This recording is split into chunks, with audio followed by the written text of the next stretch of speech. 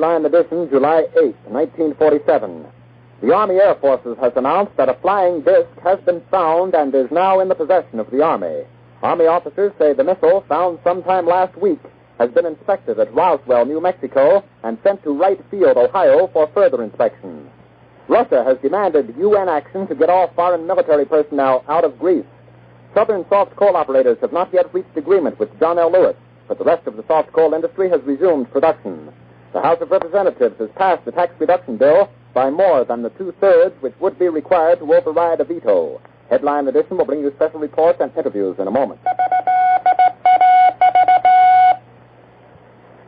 The American Broadcasting Company and affiliated stations present Headline Edition with Taylor Grant. From all over the world, wherever the day's headlines are made, Headline Edition brings you accurate, timely reports on the news behind those headlines, plus informative in-person interviews with the men and women who made the headlines today. Today's edition presents a roundup of the latest developments in the finding of a flying disc, an eyewitness report of today's significant action in the UN Security Council, Ohio Congressman Thomas A. Jenkins commenting on today's House action on tax legislation, a special report on the status of soft coal negotiations, and the details of today's All-Star baseball game reported from Chicago. Stay in step with history in the making. Stay tuned to Headline Edition. And now, here's Taylor Grant. Late this afternoon, a bulletin from New Mexico suggested that the widely publicized mystery of the flying saucers may soon be solved. Army Air Force officers reported that one of the strange discs had been found and inspected sometime last week. Our correspondents in Los Angeles and Chicago have been in contact with Army officials endeavoring to obtain all possible late information. Joe Wilson reports to us now from Chicago. The Army may be getting to the bottom of all this talk about the so-called flying saucers.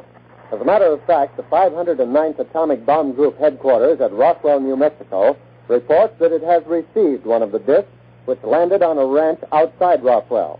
The disc landed at a ranch at Corona, New Mexico, and the rancher turned it over to the Air Force. Rancher W.W. Brazell was the man who discovered the saucer. Colonel William Blanchard of the Roswell Air Base refuses to give details of what the flying disc looks like. In Fort Worth, Texas, where the object was first sent, Brigadier General Roger Ramey says that it is being shipped by air to the AAF Research Center at Wright Field, Ohio.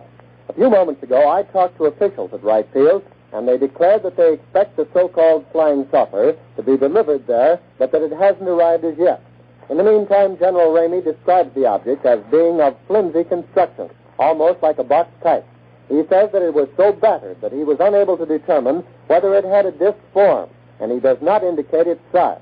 Ramey says that so far as can be determined, no one saw the object in the air, and he describes it as being made of some sort of tinfoil.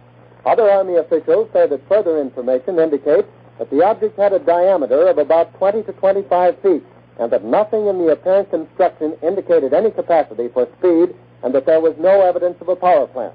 The disc also appeared too flimsy to carry a man. Now, back to Taylor Grant in New York.